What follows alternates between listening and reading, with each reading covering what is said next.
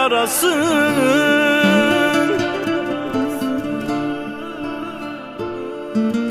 Kan içinde yatan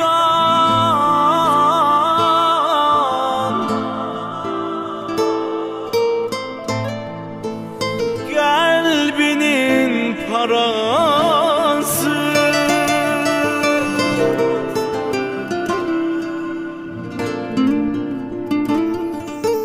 Bir oğlun şəhid olubdur, gül kimi açıb solubdur.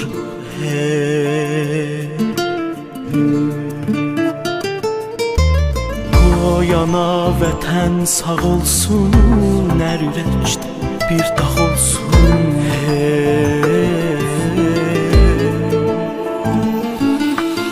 Ağlama ey əziz ata, uca tut başını, qəhrəmandır elim mənim, silər göz yaşını. Gəldi getdi çatmır əl balana,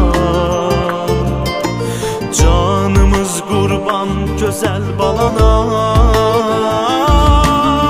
Bu sözü Qur'an deyib, Tanrım deyib, Subhan deyib, ölməyəcək heç zaman şəhid. Bax fələkdə qismətə, oğlun çatıbdır cənnətə, yardır ona orada bir şəhid. Şəhid ataları Allah yolunda, vətən yolunda, övlad adında canlarından keçiblər.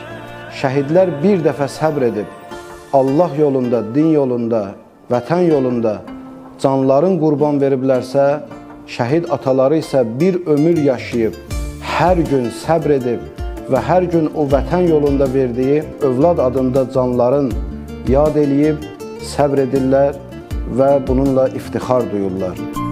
Dağ misli malik oldun səbrə, malik oldun səbrə. Əl üzdün mehriban oğlundan, onu qoydun qəbrə. Ağlama ey əziz ata, uca tut başını, qəhrəmandır elim mənim, silər göz yaşını. Gəldi getdi çatmır əl balana, canımız qurban gözəl balana.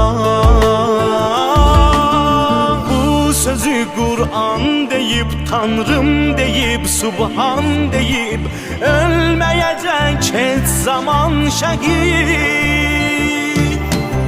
Bax fələkdə qismətə, oğlun çatıbdır cənnətə, yardır ona orada bir şəhid.